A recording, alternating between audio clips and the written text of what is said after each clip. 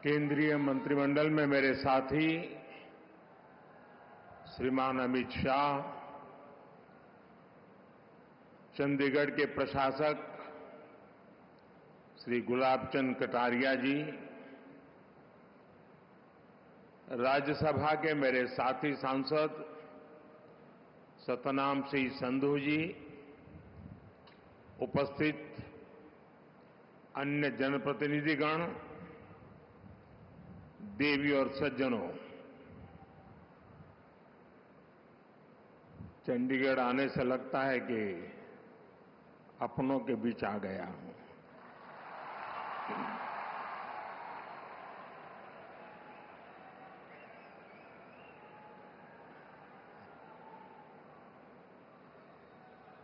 चंडीगढ़ की पहचान शक्ति स्वरूपा मां चंडी का नाम से जुड़ी है। मां चंडी यानी शक्ति का वह स्वरूप जिससे सत्य और न्याय की स्थापना होती है। यही भावना भारतीय न्याय संहिता, नागरिक सुरक्षा संहिता के पूरे प्रारूप का आधार भी है। एक ऐसे समय में जब देश विकसित भारत का संकल्प लेकर आगे बढ़ रहा है, जब संविधान के 75 वर्ष हुए हैं, तब संविधान की भावना से प्रेरित भारतीय न्याय संहिता का प्रभाव प्रारंभ होना, उसका प्रभाव में आना एक बहुत बड़ी शुरुआत है। देश के नागरिकों के लिए हमारे संविधान ने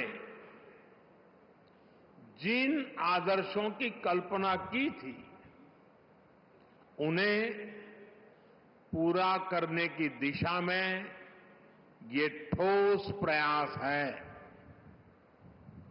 ये कानून कैसे अमल में लाए जाएंगे, अभी मैं इसका लाइव डेमो देख रहा था और मैं भी यहां सबसे आग्रह करता हूं कि समय निकाल करके इस लाइव डेमो को जरूर देखें। लॉ के स्टूडेंट देखें, बार के साथी देखें, जुडिशरी के भी साथियों को अगर सुविधा हो वे भी देखें। मैं इस अवसर पर सभी देशवासियों को भारतीय न्याय संहिता, नागरिक संहिता के लागू होने की अनेक अनेक शुभकामनाएं देता हूं और चंडीगढ़ प्रशासन से जुड़े सबको बधाई देता हूं। साथियों, देश की नई न्याय संहिता अपने आप में जितना समग्र दस्तावेज है, इसको बनाने की प्रक्रिया भी उतनी ही व्यापक रही है।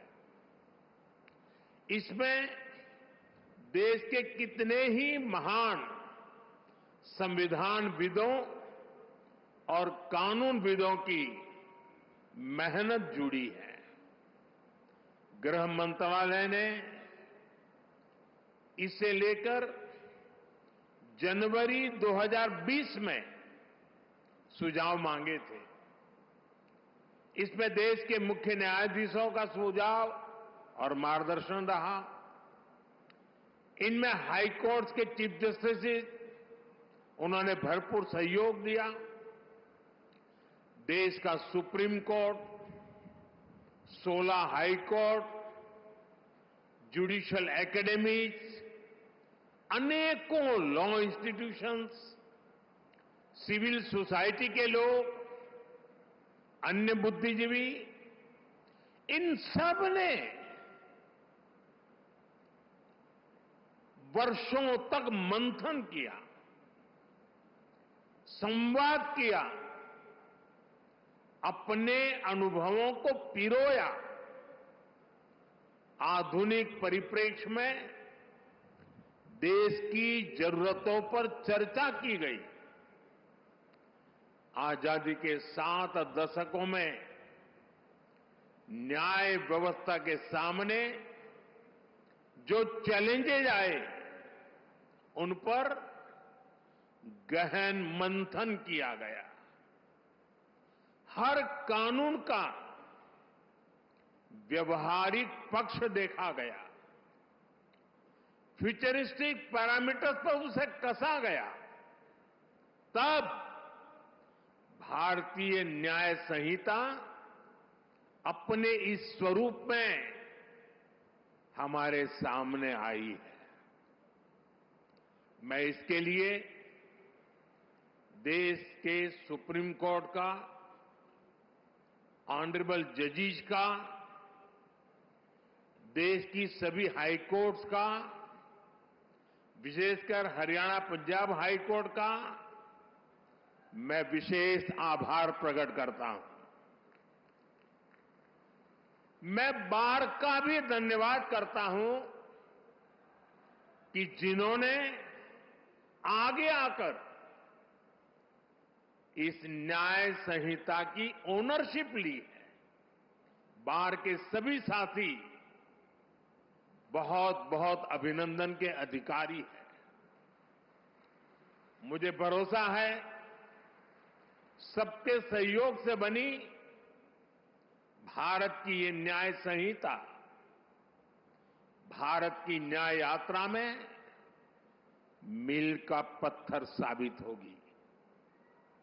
साथियों, हमारे देश ने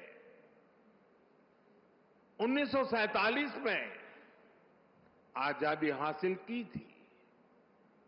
आप कल्पना करिए, सदियों की गुलामी के बाद जब हमारा देश आजाद हुआ, पीढ़ियों के इंतजार के बाद, लक्षावधि लोगों के बलिदानों के बाद जब आजादी की सुबह आई, तब कैसे कैसे सपने थे, देश में कितना उत्साह था। देशवासियों ने भी सोचा था अंग्रेज गए हैं तो अंग्रेजी कानूनों से भी मुक्ति मिलेगी। अंग्रेजों के अत्याचार का, उनके शोषण का जरिया ये कानून ही तो थे। ये कानून बनाए भी तब गए थे जब अंग्रेजी सत्ता भारत पर अपना शिकंजा बनाए रखने के लिए कुछ भी करने को तैयार थी। 1857 में, और मेरे नौजवान साथियों को मैं कहूंगा याद रखिए, 1857 में देश का पहला बड़ा स्वाधीनता संग्राम लड़ा गया। उस 1857 के स्वातंत्र संग्राम ने अंग्रेजी हुकूमत की जड़ें हिला दी थी। देश के हर कोने में बहुत बड़ी चुनौती पैदा कर दी थी। तब जाकर के उसके जवाब में अंग्रेज 1860 में, 3 साल के बाद, इंडियन पिनल कोड यानी आईपीसी लेकर आए। फिर कुछ साल बाद इंडियन एविडेंस एक्ट लाया गया और फिर सीआरपीसी का पहला ढांचा अस्तित्व में आया।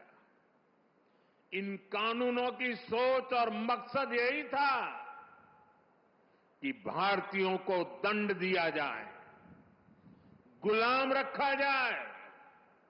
और दुर्भाग्य देखिए, आजादी के बाद दशकों तक हमारे कानून उसी दंड संहिता और पिनल माइंडसेट के इर्द गिर्द ही घूमते रहे, मंडराते रहे। और जिनका इस्तेमाल नागरिकों को गुलाम मानकर होता था। समय समय पर इन कानूनों में छोटे मोटे सुधार करने के प्रयास हुए, लेकिन इनका चरित्र वही बना रहा। आजाद देश में गुलामों के लिए बने कानूनों को क्यों ढोया जाए? ये सवाल न हमने खुद से पूछा, न शासन कर रहे लोगों ने इस पर विचार करने की जरूरत समझी।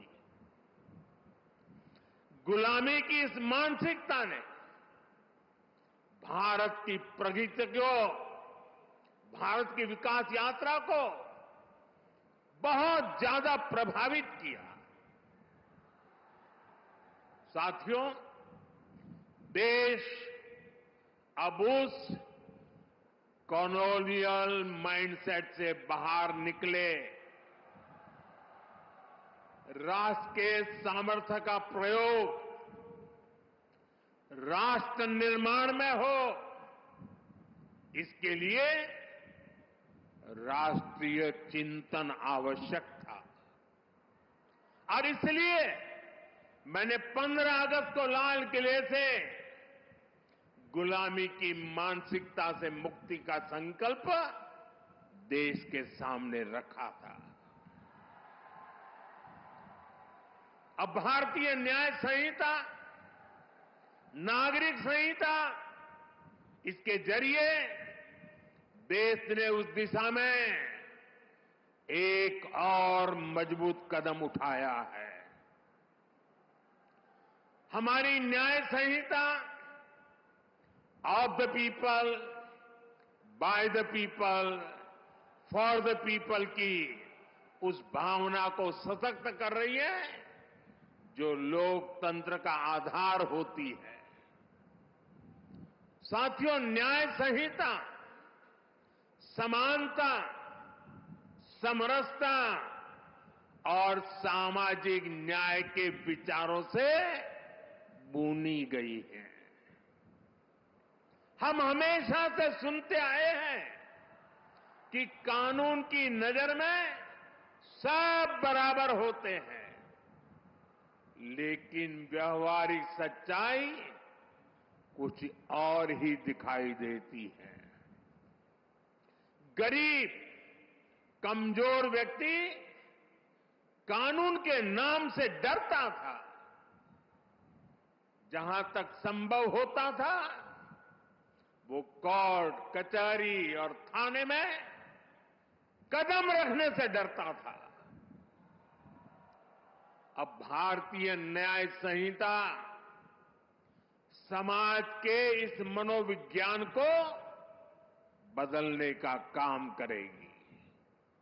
उसे भरोसा होगा कि देश का कानून समानता की, इक्वालिटी की गारंटी है।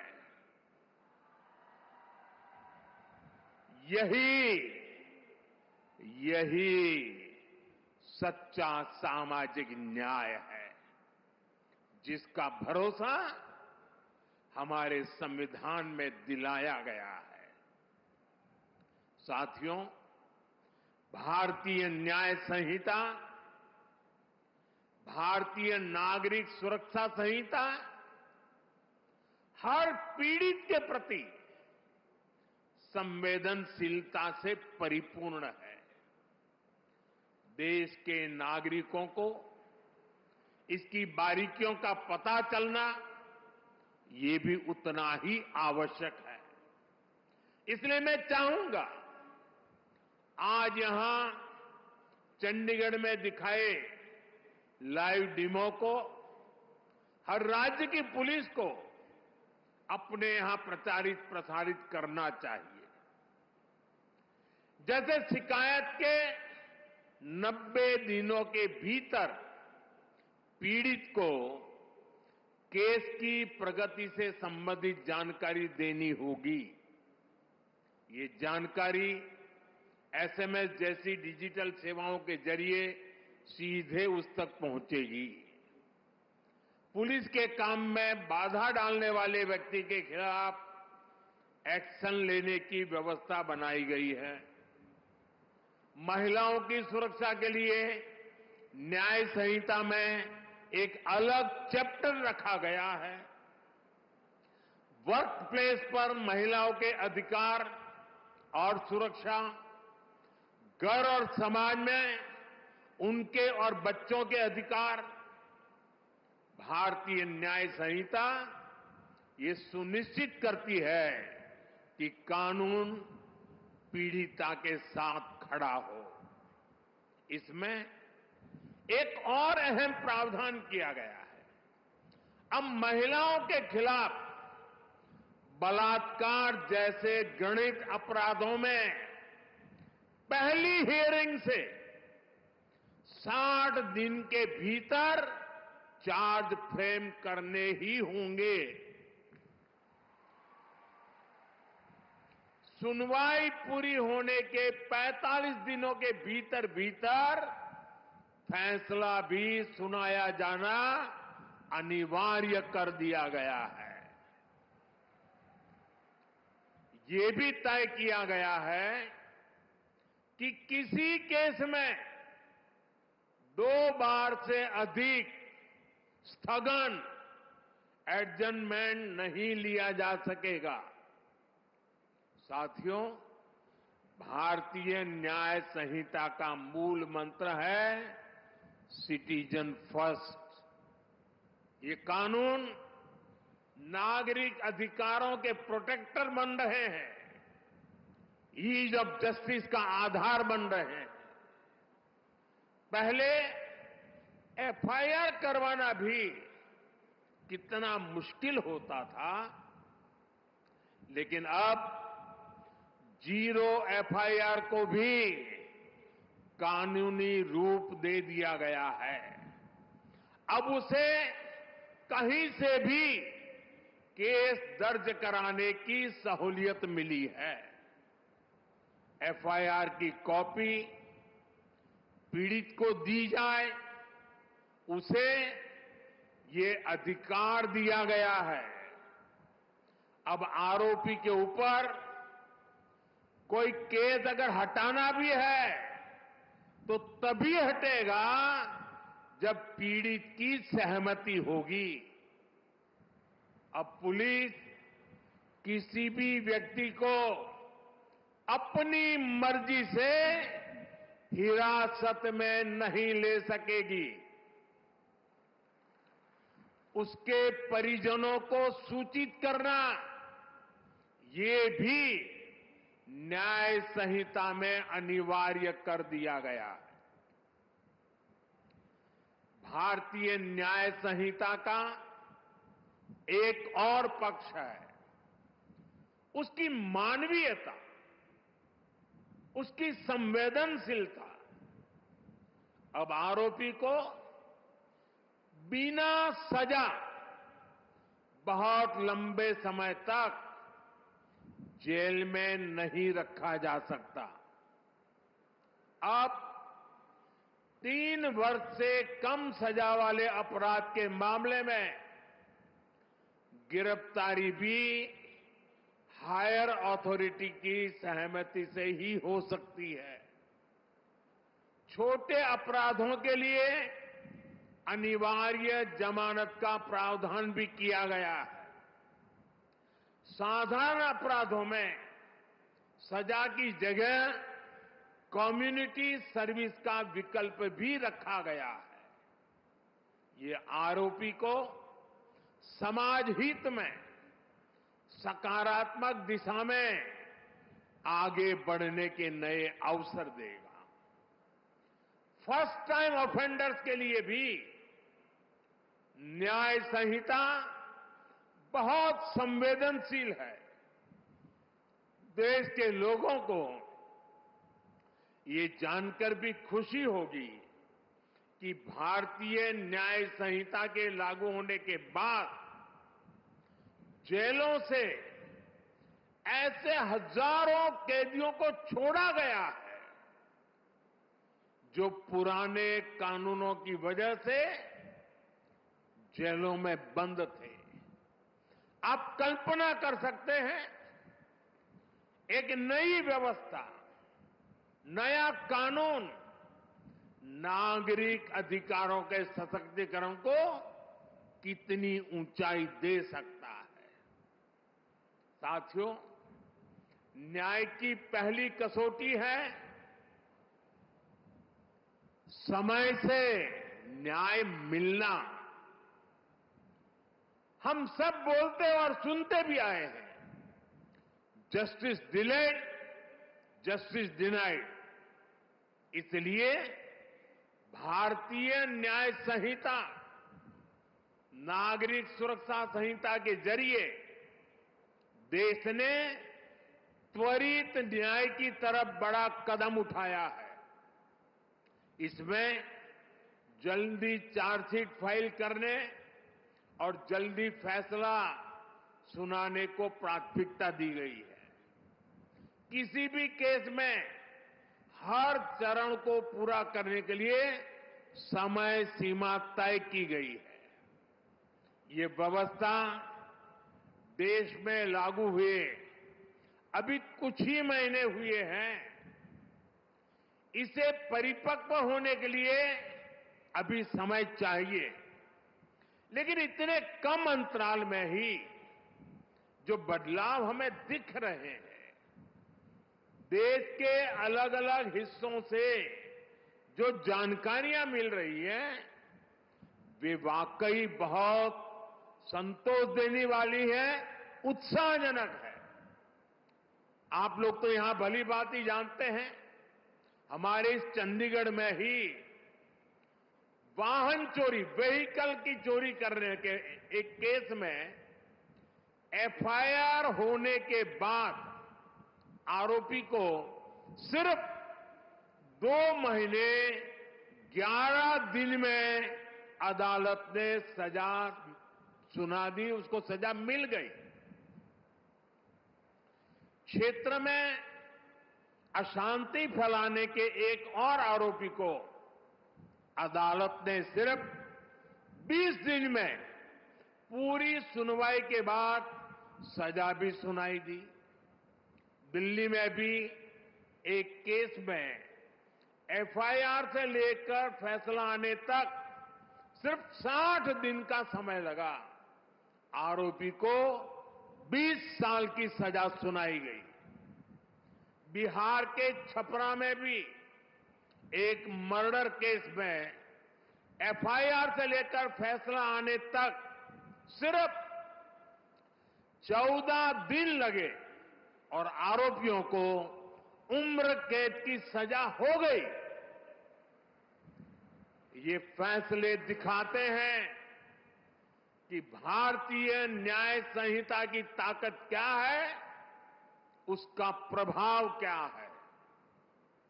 ये बदलाव दिखाता है कि जब सामान्य नागरिकों के हितों के लिए समर्पित सरकार होती है, जब सरकार ईमानदारी से जनता की तकलीफों को दूर करना चाहती है, तो बदलाव भी होता है और परिणाम भी आते हैं। मैं चाहूंगा कि देश में इन फैसलों की ज्यादा से ज्यादा चर्चा हो, ताकि हर भारतीय को पता चले कि न्याय के लिए उसकी शक्ति कितनी बढ़ गई है।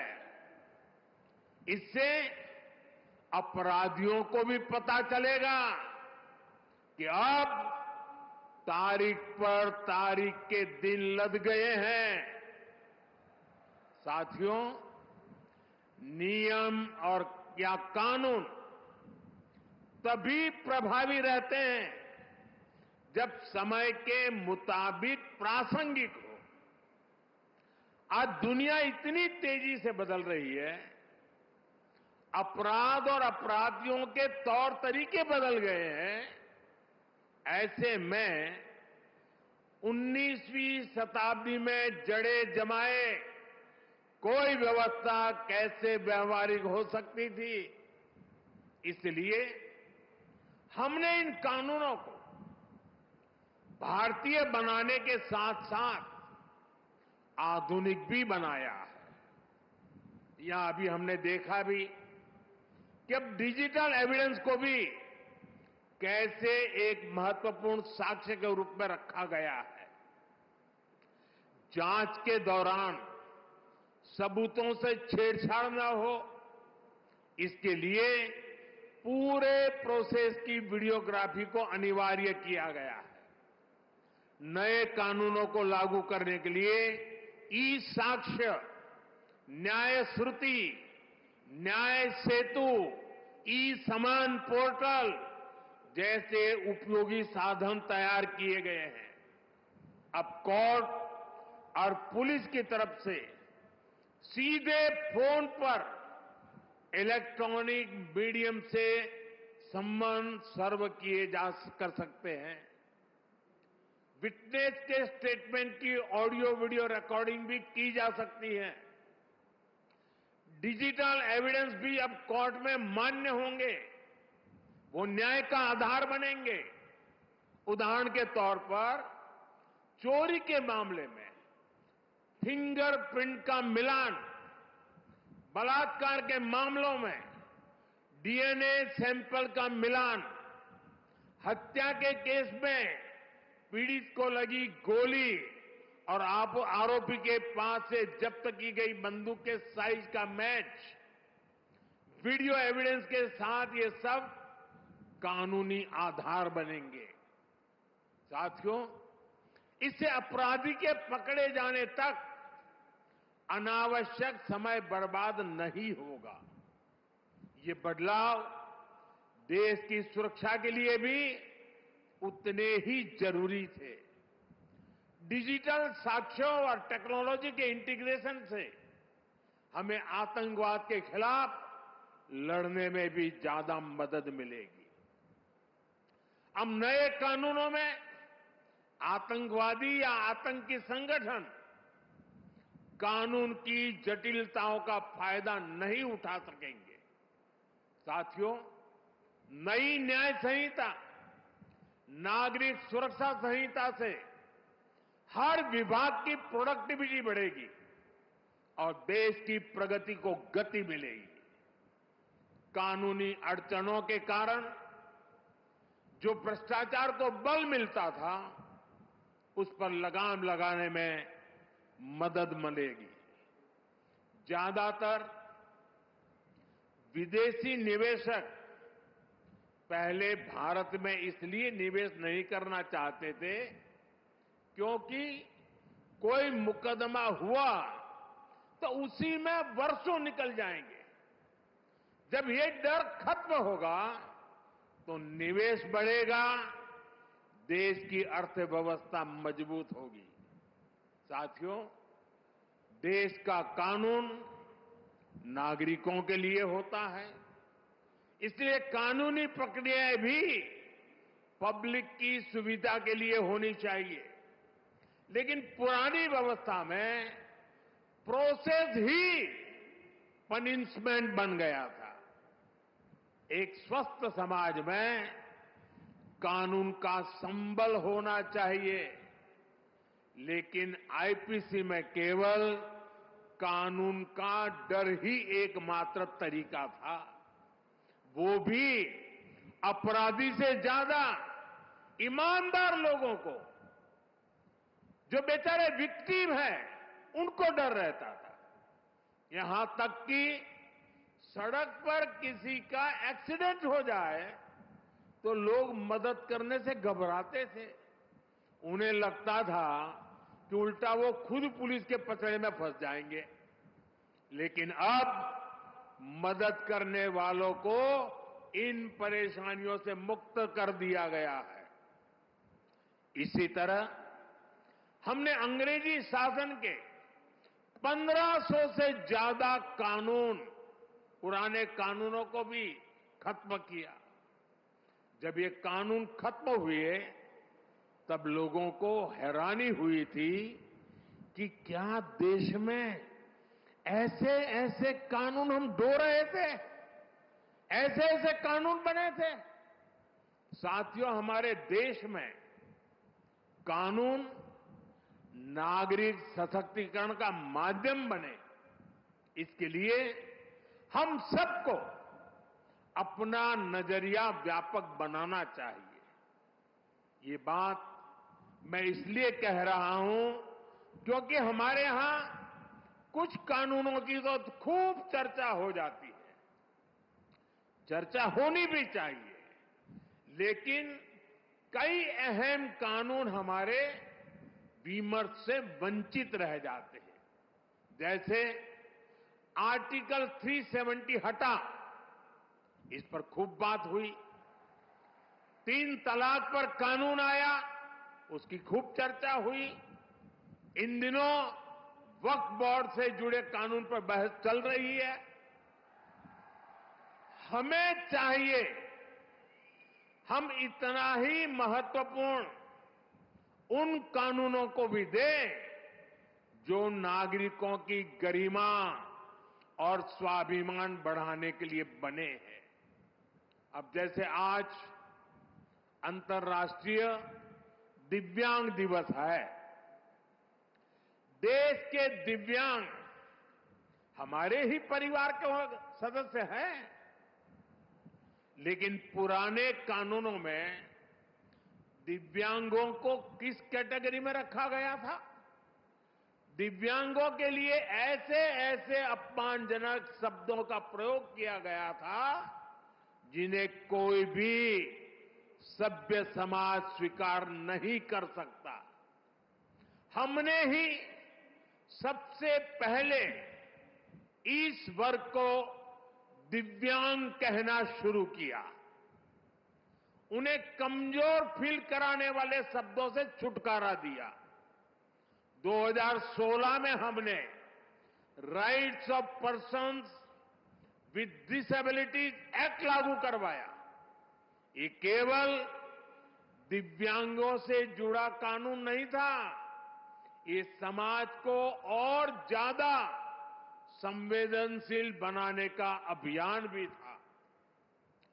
नारी शक्ति वंदन अधिनियम अभी इतने बड़े बदलाव की नींव रखने जा रहा है। इसी तरह ट्रांसजेंडर से जुड़े कानून, मीडिएशन एक्ट, जीएसटी एक्ट, ऐसे कितने ही कानून बने हैं जिन पर सकारात्मक चर्चा आवश्यक है। साथियों, किसी भी देश की ताकत उसके नागरिक होते हैं और देश का कानून नागरिकों की ताकत होता है। इसलिए जब भी कोई बात होती है तो लोग गर्व से कहते हैं कि I am a law abiding citizen.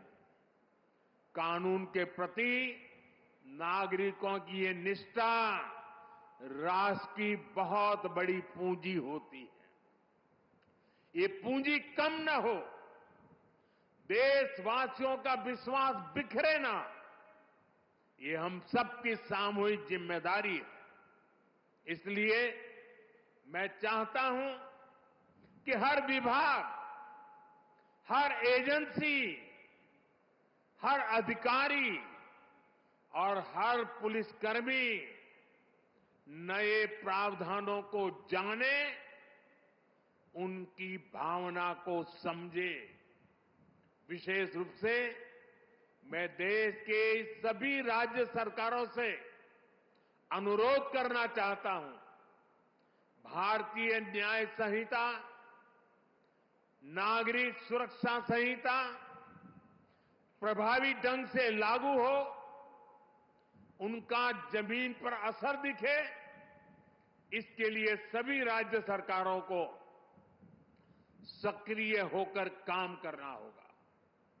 और मेरा फिर कहना है, नागरिकों को अपने इन अधिकारों की ज्यादा से ज्यादा जानकारी होनी चाहिए।